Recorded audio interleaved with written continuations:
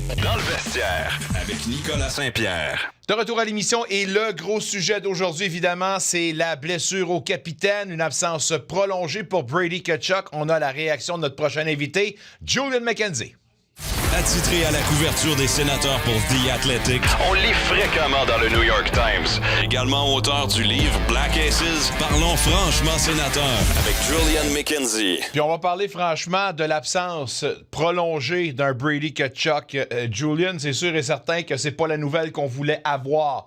Ta réaction à chaud après cette nouvelle de l'absence au minimum de 4 semaines du capitaine? C'est pas bon. C'est pas bon pour cette équipe. On sait le tout avec Brady Tkachuk. On sait, comme leader pour cette équipe, l'importance d'avoir un joueur comme lui dans l'alignement, l'importance de sa voix dans le vestiaire. On a même entendu Drake Batherson dire ces mots à propos de sa voix dans le vestiaire quand on s'est parlé avant d'entendre de Travis Green. Comme peut-être c'est un peu plus juste avant le terme que je vais dire en anglais, excusez l'anglicisme, un worst case scenario, mais quand on s'est regardé le blessure de Brady Tkachuk le lundi, ça ne passait pas bien. Puis tu regardes les 10 dernières minutes de ce match contre Nashville. On sait que Brady Tkachuk veut jouer dans ces situations-là où son équipe a une chance à essayer de gagner et de retourner en arrière, d'être en avance. De le voir sur le banc, ce n'était pas un bon signe. Et d'entendre de Travis Green que son exclusion n'était pas précautionnaire, un autre mauvais signe. On sait que pour les sénateurs, ils disent dans leur tête que ça doit être comme le prochain homme qui doit se jouer dans l'alignement. Il faut trouver une façon à gagner sans Brady Tkachuk.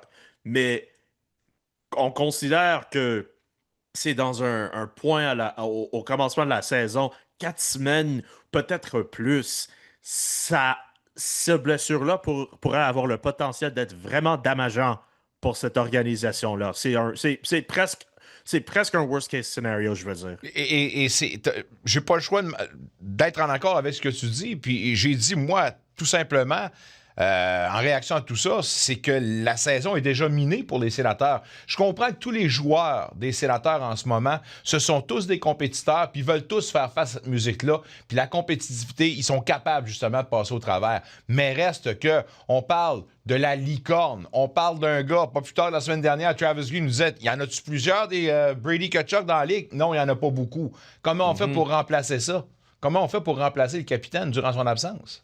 Ben, comme si on avait la technologie de, je sais pas le mot français pour cloning, d'avoir un double pour Brady Tkachuk, je suis sûr que Mike Wandlauer aurait plusieurs de millions de dollars à trouver une façon d'avoir 23 Brady Tkachuk dans son alignement. Mais pour être vraiment sérieux, c'est le challenge pour Travis Green. Comme j'ai regardé l'alignement avant d'écrire mon article pour The Athletic aujourd'hui, et j'ai essayé de penser à des différentes combinaisons pour leur alignement, et même si l'équipe met un gars comme Ridley Gregg qui peut jouer un peu plus avec du grit et du puissance dans son jeu, mais c'est pas un gars avec la hauteur, avec la même puissance qu'un Brady Tkachuk quand même. Ou si tu veux mettre comme un gars comme un David Perron ou un Nick Cousins, si tu as vraiment besoin, c'est quelque chose où les sénateurs, ou pas vraiment des autres équipes dans la Ligue nationale, ont un type de joueur comme un Brady Tkachuk. Ça va demander à Travis Green à être un peu plus créatif, au moins pour eux, qui auront les services de Drake Batherson dans l'alignement. Ça semble que ça va être le cas mercredi soir contre les Sabres de Buffalo, mais quand même, de ne pas avoir le talent de Brady Tkachuk et de ce qu'il apporte dans le vestiaire avec ses joueurs, c'est un gros perte. Puis récemment, lorsqu'on a ouvert la saison dans le vestiaire, on parlait que s'il y avait une position qui manquait peut-être de profondeur dans l'alignement des sénateurs, c'était l'aile gauche maintenant. Et là, maintenant, ben, que c'est le gars sur le premier trio qui part, l'équipe devra agir, sinon l'équipe sera exposée dans cette lacune-là. Si t'es Steve Staios, la pression, ça monte, je pense, pour faire quelque chose. Mais quand t'es dans une position où t'as pas ton choix de première ronde pour cette saison, atroce. Comme c'est vraiment une situation difficile. Ça va apporter à avoir quelqu'un de Belleville d'avoir du renfort. Est-ce que ça veut dire qu'un gars comme Arthur Kaliev doit être rappelé de Belleville pour jouer demain? Peut-être, ça va potentiellement demander pour ça, mais on va voir. Mais je pense pour les Sénateurs maintenant, euh, pour les prochains matchs, ça va demander les gars dans leur alignement maintenant de faire quelque chose, de essayer de trouver des façons à gagner. Un petit silver lining pour eux quand même. Et même si je sais qu'il y en a des jours où n'importe quelle équipe que tu es dans la Ligue nationale, tu peux trouver des façons à gagner. Mais si tu es les Sénateurs, tu as les Sabres de Buffalo, on sait Ouais. qui désirent une victoire quand même.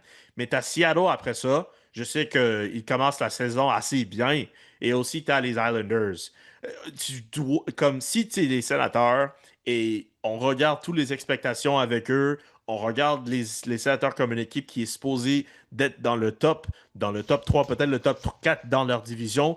Ils doivent trouver une façon à avoir des points dans leurs 3 prochains matchs. Parce que quand les Oilers de Edmonton ça arrive la semaine prochaine, ça va être un match-up vraiment difficile pour eux. Et puis, quand on regarde au mois de novembre et les road trips qui vont s'arriver pour eux, ça pourrait être vraiment Ah. précaire pour les Sénateurs. J'ai écrit à un auditeur aujourd'hui qu'il ne faudrait pas que l'équipe déjà perdre du terrain en début de saison pour une autre saison, une autre année. Ça serait catastrophique. Le temps à rattraper puis être capable de compenser pour la perte d'un gars comme ça. Le DG devra bouger, je le souhaite. Tu as parlé de Kaliev. C'est une des raisons pourquoi on est allé chercher un gars comme celui-là. Lui, peut-être, va avoir l'occasion de relancer sa carrière et de devenir un bona fide NHLer avec ce passage-là. J'espère que ça pourra produire. Moi, ce qui me fait peur encore plus, par exemple, c'est que dans les 2 matchs, les deux clubs que tu as nommés, s'il y en a 2 là-dedans qui n'ont pas connu la victoire encore, les Sabres et les Islanders, puis on doit les affronter, ça, là, ça me dit que ça va encore une fois augmenter le niveau de pression, mais surtout de dangerosité d'affronter des clubs comme ceux-là.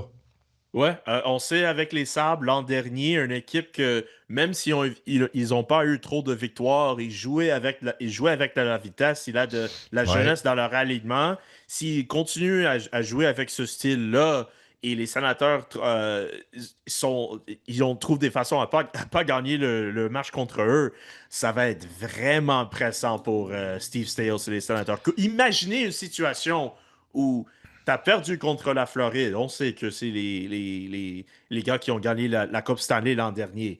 T'as perdu contre Nashville. Et on sait peut-être, avec les arbitres, peut-être si tu regardes la situation là, je sais que les opinions sont mixtes avec ça. Mais si tu perds contre une équipe à Buffalo ou je sais que c'est une émission où on parle pas trop de les Sabres de Buffalo, au moins avec nos conversations, mais c'est vraiment mal. Là, les Oh fans yeah. sont tannés. Il y en avait déjà au moins un fan Qui a lundi soir lancé son qui a chandail. lancé son chandail sur la glace. Puis Tage Thompson, je suis pas sûr que tu as entendu ses commentaires après le match. C'est un gars qui est vraiment tanné de la situation qui s'est posée là. Je suis sûr que Rasmus Dahlin est au même pensée que Tage Thompson. C'est un match demain que les Sabres vont regarder et disent comme « Hey, il faut qu'on trouve une façon à gagner ce match-là. » Ça pourrait être un trap game pour les Sénateurs. Puis après, c'est ça, on dit ça après qu'on apprend que Brady Tkachuk ne sera pas disponible pour les prochaines 4 saisons, pas de semaines au moins pour les Sénateurs. C'est un match qu'ils doivent gagner. La grosse question, la gestion devant le filet, t'as besoin des victoires, là. T'as pas besoin de niaiser, là. Je comprends que Maryland veut l'avoir, son départ. Mais Hallmark, 3, là. Et les 3 prochains matchs, hâte de voir comment on va gérer ça. Mais je commence avec les Sabres demain. Je veux voir Hallmark devant le filet. OK, alors si tu veux Hallmark demain, moi j'ai pas de problème. Parce que, bien sûr, tu le veux, Maryland, le deuxième d'un back-to-back pour Seattle. T'auras pas le choix, bien sûr. c'est ça. Bien sûr. Oui, Mais oui. je comprends ce que tu dis, que tu es dans une situation où tu as vraiment besoin des victoires. J'en ai aucun problème de voir un gars comme Linus Hallmark commencer un match encore. Et moi, sa performance contre Nashville, je sais que UC Saros était spectaculaire, mais je pensais que Linus Hallmark avait au moins avait un bon match pour les Sénateurs. Je sais encore les arbitres et tout ça, mais je pense que Linus Hallmark n'était pas la raison pourquoi les Sénateurs ont perdu lundi après-midi contre Nashville. J'en ai aucun problème de le revoir encore. Parfaitement d'accord avec celle-là. Si on peut parler un peu de positif, un gars qui, lui, a connu un fort camp d'entraînement, puis il débute très bien, Shane Pinto, nommé une des 3 étoiles cette semaine, la 2e au total.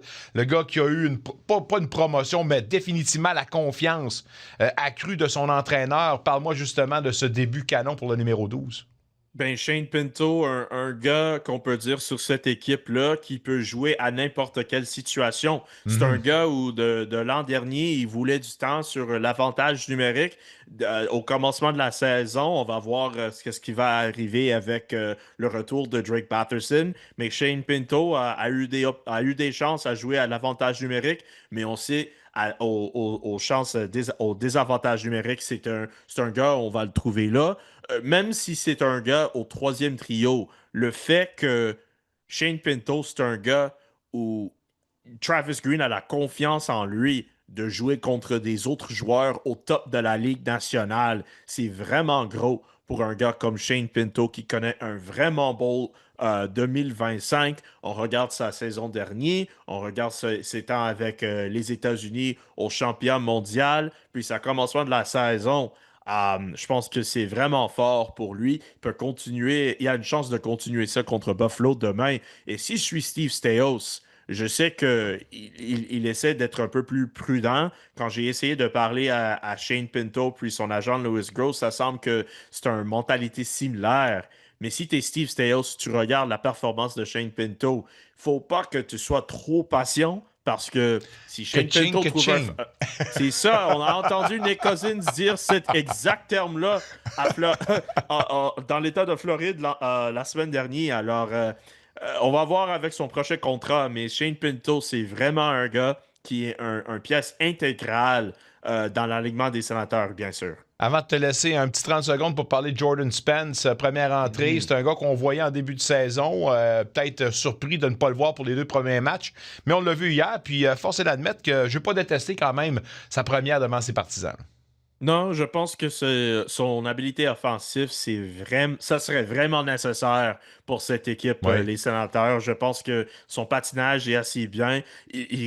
On s'est parlé aujourd'hui, il était assez fâché avec lui-même qu'il a manqué sa chance contre les Prédateurs de Nashville. S'il avait marqué, je pense que les fans seraient vraiment contents et même les Sénateurs aussi, qu'il veut le voir jouer au top, au niveau qu'il sait qu'il peut jouer avec cette équipe. Pas oublier non plus que ce serait 2 potentiels buts provenant de la ligne bleue. Sanderson, le but refusé, et celui qui l'a raté. Chose qu'on veut voir de plus en plus de la part des défenseurs pour aider la cause à 5 contre 5 des Sénateurs pour l'offensive. On le lit quotidiennement dans The Athletic. On a la chance de l'avoir 2 fois la semaine avec nous autres. Son nom, c'est Julian McKenzie. Passe-en une bonne. Ça va être une semaine intéressante pour les Sénateurs. On s'en reparle, mon ami, dès jeudi. Un retour sportif 100% local dans le vestiaire avec Nicolas Saint-Pierre.